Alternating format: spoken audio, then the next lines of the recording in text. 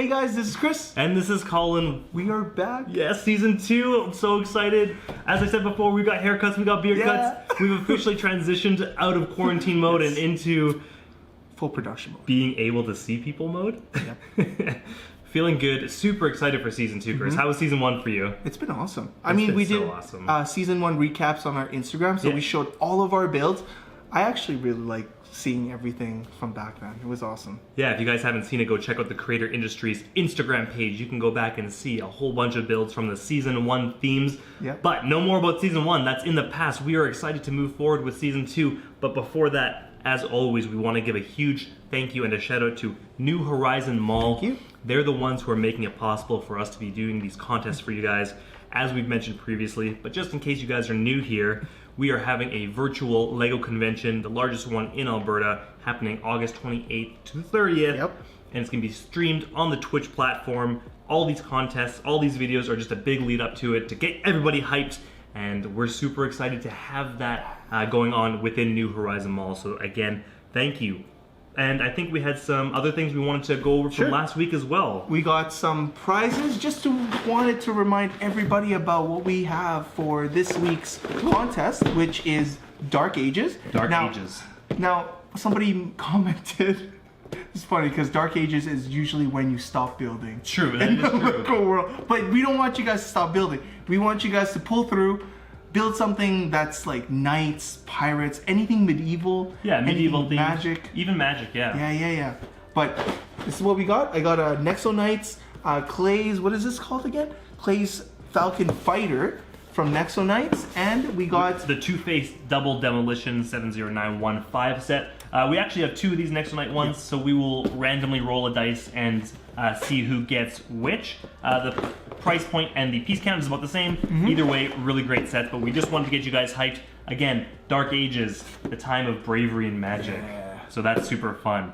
Now, shall we get started on our build reveal, Colin? Well, yeah, speaking of the Dark Ages and that build, this is the first box to MOCs for season 2. Ooh, that's true. What did we have? What did we use? We had 2 of these. Well, we didn't have 2 of them. We had 1 each. This was the Batmobile Pursuit of the Joker, 76119. And what Chris and I did was, as always, we did the theme of this week, which was Dark Ages. But we did it with a specific box or a specific Lego set, and we had to challenge ourselves to only use this. What's in there? So, as always, it was incredibly difficult, but super fun, and we're excited to reveal ours. Shall we? Yeah, let's cut to it, and we'll go in and we'll have it set up for you guys. Sounds good. Let's do it. Hey guys, we're back. Yeah, we're back. We set up everything here. We've got a lot going on the table. We do. I think we're not going to go into super crazy detail. We'll save that for the hand cam up close. But we'll do a quick overview of what we did, and then we'll dive right into the details. Well, how about you tell me first what your thought process was when you were tackling this Dark Ages? Yeah, so when Chris said Dark Ages, with the pieces that we had originally, I was thinking a building, some sort of castle might be cool. As I looked at it though, and more so as I thought about it, I was like, a castle's probably pretty vanilla and basic. I didn't want to do something too basic. It was hard with the pieces. Yeah, the pieces were interesting for sure. A lot of smooth pieces. It did come from a vehicle. Yeah, that's so as per usual in a vehicle, there's a lot of like smooth plates and like curved smooth pieces as well, which worked out really well for your build. It was awesome. But my secondary thought before I even really looked at the pieces was I wanted to do some sort of like catapult or trebuchet. Because I felt like a working model of some sort of Dark Age weaponry would be fun. And yes, that actually works. Oh, it's 100% functional. Okay. So we'll go into the details. So that's what I decided to do. It's technically a trebuchet, but I called it the Batapult. So we'll play on Batman and catapult. Of course. So I'll name it Batapult, and I'm sure everyone's gonna get mad because it's not technically a catapult, it's a trebuchet. Yeah. I know, don't worry, I'm aware. But that was my thought process, and I was pretty happy that we had the pieces to be able to make it work. We had just enough Technic pieces to be able to get the function that I wanted, and just enough axle pieces to to make the lever system work.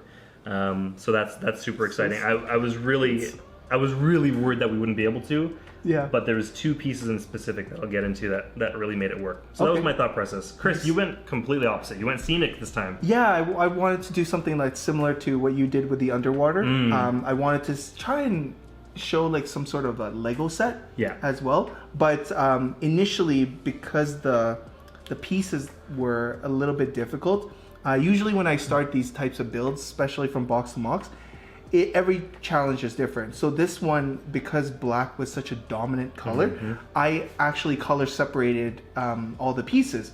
As you can tell that this is all gray, this is all light gray. Like it's almost like color separated. Yeah. The whole build is almost separated, except for this is the only thing that really has multiple colors. Exactly. But you can probably tell that it's almost one color, right? The tan. Of course. Right? So it wasn't intentional, but that's what it worked out. Now, what I really wanted to build initially was a castle. However, like you said, the pieces doesn't work.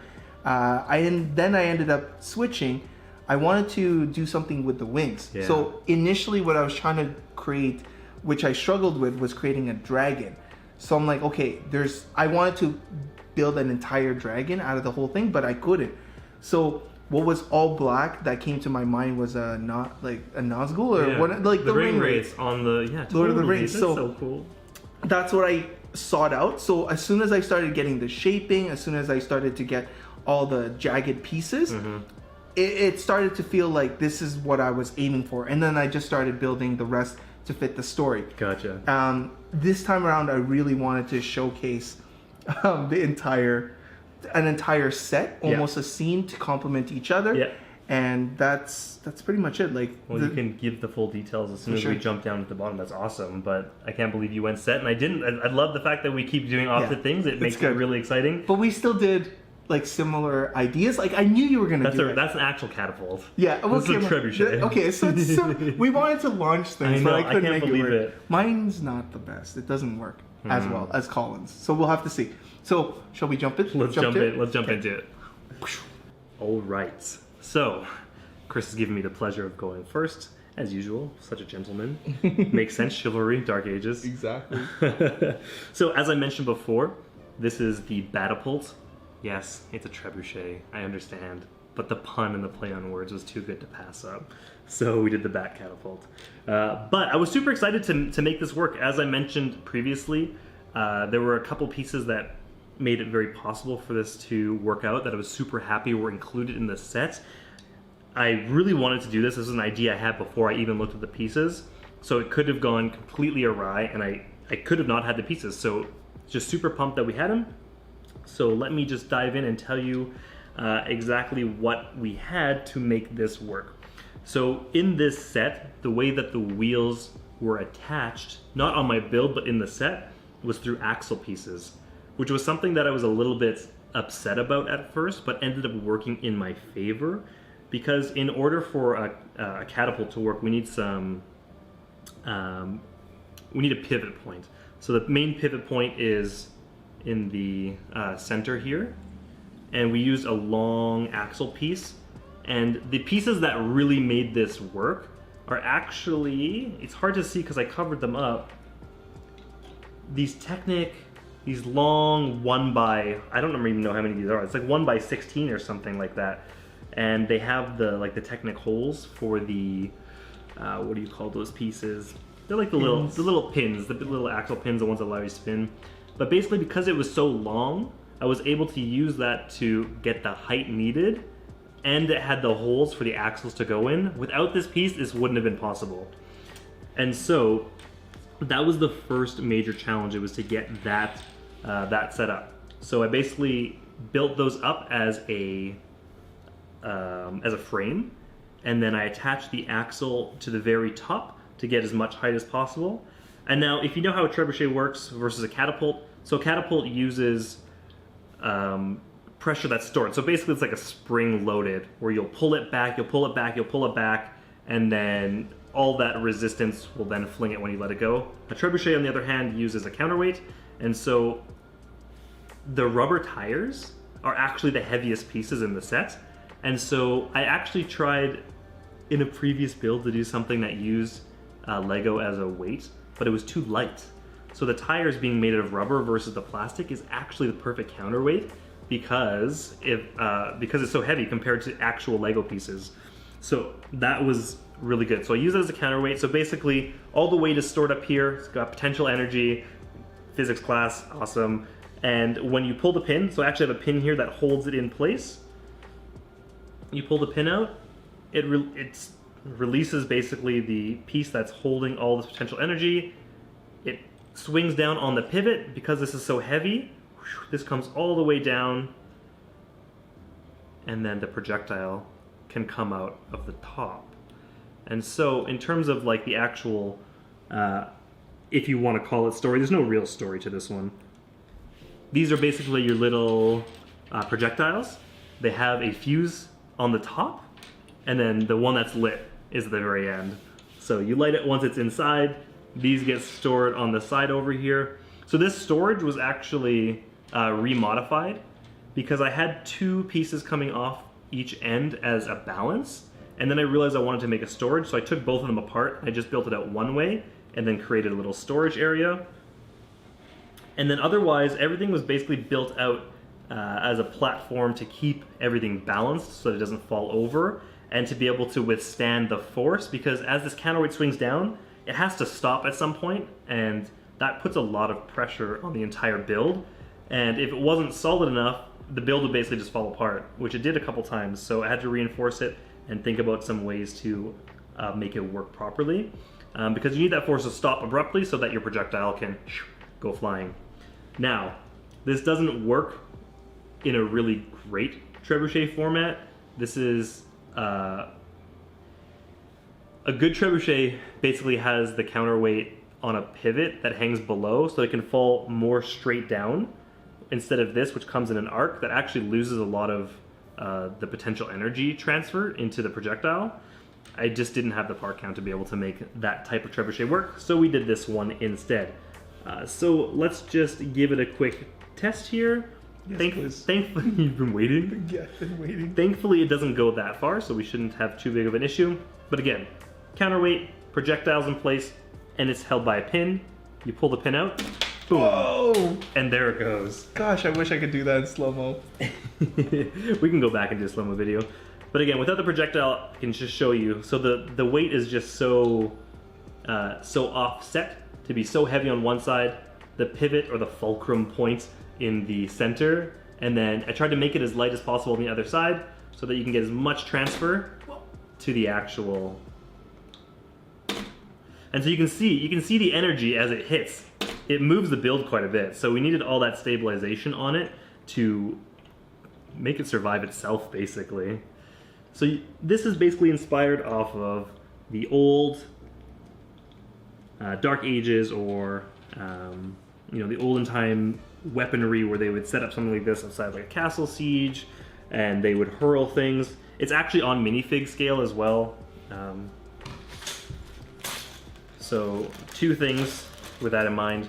One, I tried to make it seem like a relatively minifig scale. So trebuchets are quite large, obviously. The projectiles are about the size you would want it to be, but more importantly, if you captured one of your enemies, the minifigs actually sit in this this area as well. Perfect. And you can launch your enemies away. So isn't that what they do for like raiding castles? They launch their heads. People? Usually they launch the heads over. Oh. Yeah, those are crazy times. I'm glad we don't live in those times anymore. But basically afterwards I utilized just a lot of the black parts to just cover up a lot of the gray. I wanted to look relatively cohesive. I used the bat wings obviously as detail. I used some of the bat shields as some detail as well. This might be like their sigil, their house sign might be a bat, which is kind of cool. But otherwise, the overall idea was simplistic. It was more just about execution this time. So no real scene to it. It was more just how can I make a trebuchet? How can I get the counterweight to work? How can I get it high enough off the ground? And again, it's just those two pieces, those two Technic pieces, or those two 1x16s, I think it is, that allowed that to happen. So without those, it wouldn't have worked. So again, super happy that the functionality is there 100%, that it survives itself, and that it is a basically working model of a medieval weaponry. So hopefully you guys enjoyed that. Let's swing over to Chris's now. I know he's got a lot more story and scene, so I'm super excited to see what his is all about. And yeah, let's cut right now. Hey guys, this is Chris. So this is my builds. There's lots going on, so I'm gonna start with, I've never done any story like this, but let's start with this guy. This one is made by Tony Stark, and we have a little bit of a crossover universe happening right here. Hey, where did you get that minifig?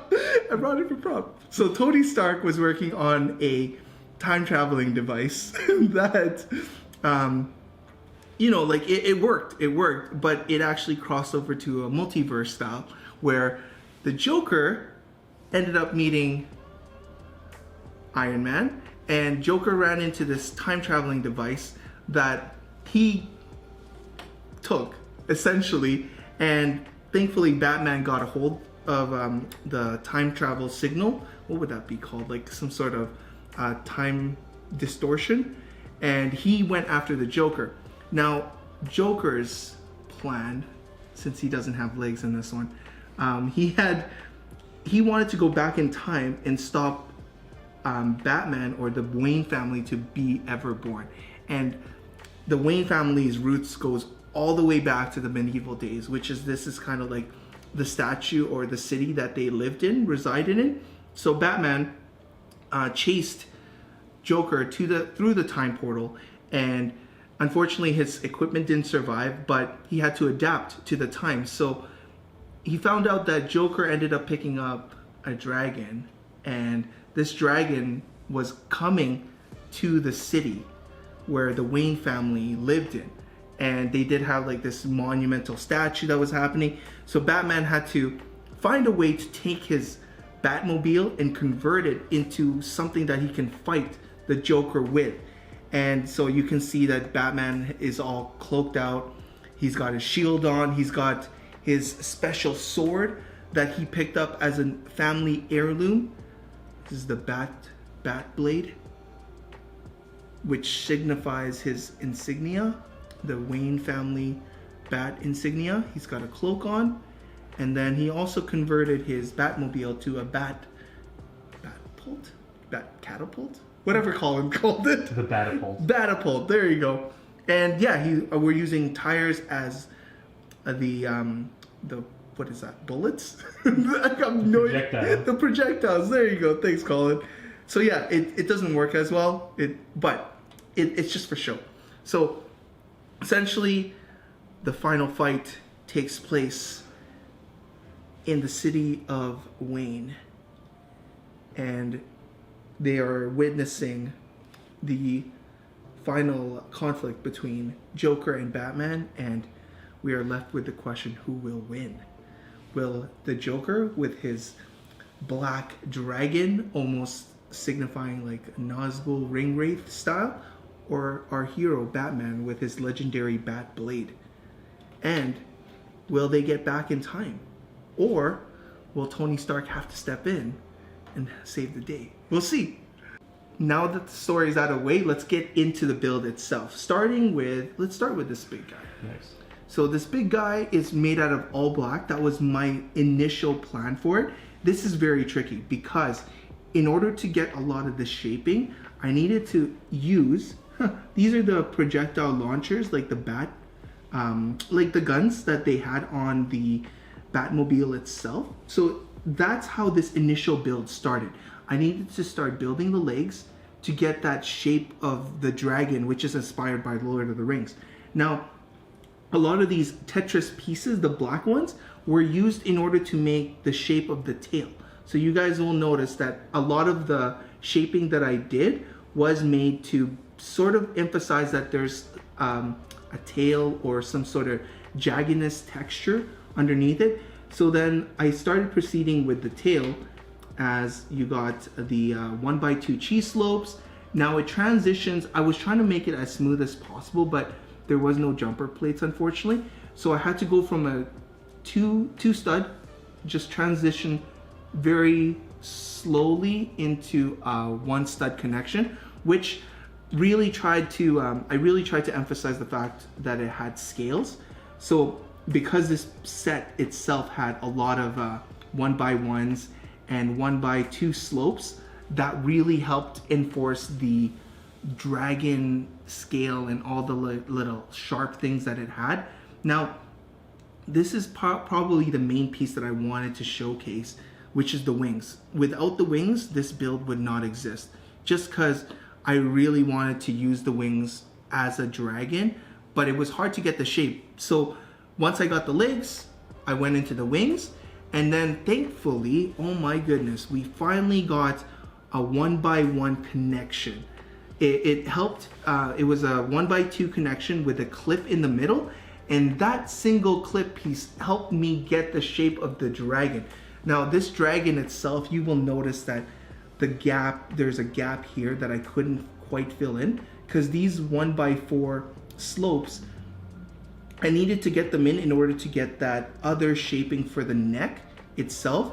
And then it made it even harder because this section right here, I had to find a way to attach this flame onto it. So I used a headlight brick and reversed it, so now that it could connect underneath to the head and then have the mouth open.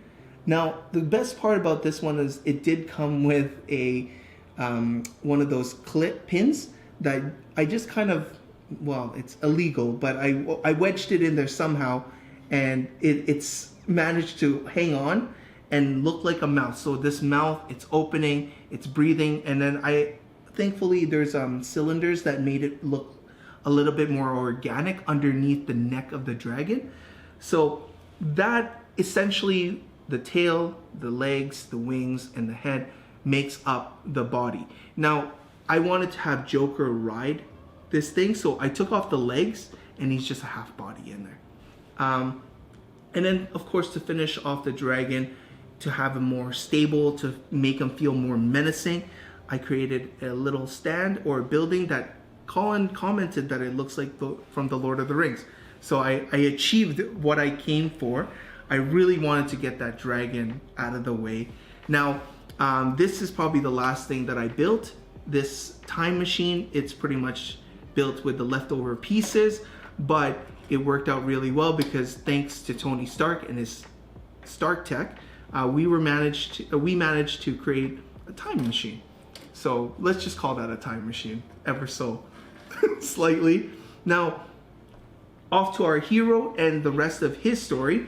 You will notice that everything was color blocked. So when I was initially tackling this, I was having a hard time mixing all the colors, hence this turned out the way it did. But you will notice that this is predominantly tan, which I wanted to represent wood in a sense. So here, this is the Batapult, and it is using tires as the projectiles. A lot of this was just using the wheels and axles just underneath, so you can kind of see how that, it's a very simple build, really. Like, I just used what do you call it, headlight bricks to make the shape of this guy stand out a little bit more, to make it look like a catapult. But essentially it really just looks like a catapult. That was what I was trying to achieve. Now this guy is a little bit more interesting because I wanted to do something like an ancient warrior that Batman summoned to help him fight the Joker, and this is how this concept started. Like, I wanted to create a robot that could walk, and I mean, it could. Maybe the Wayne family was able to summon, using magic, bring this statue to life to help them protect evil. But the dark gray represented the iron, like the metal works, because Wayne family, we all think that they're smart, so that they were able to create all the technological advances that Batman was able to achieve. So basically, like, this guy was accomplished by literally just clipping a bar to the 1x10, I believe, plate, and you'll notice on here it's literally sandwiched between the plates, and it's just sitting there. Like, it's literally just clipped on. It's very fragile, but I am able to move the arms quite well as long as I am able to hold on to the clips quite well. But essentially, here's the head, here's the chest rig to emphasize the Batman symbol, and then I did stack these rounded 2x2 plates over each other just to give it that weird like mechanical statue feel. And that's how I accomplished this one. Basically, it's all gray, really representing an iron statue. Now, this is the Wayne family. Weird thing is, I wanted to make it look like a bat symbol, so that's why it's kind of shaped this way, and hence, this is why this statue is on top of it. But really, it's all the leftover parts from the gray I just put together. I just wanted to create some sort of futuristic ancient ruin scene that had this statue on top of it. Now, finally, we have Batman, very simple build. He's just hanging onto his shield and his bat blade. And I just turned his cloak sideways to make him look a little bit more medievalish. So that's it. That was a lot to unpack, but thank you guys for joining me.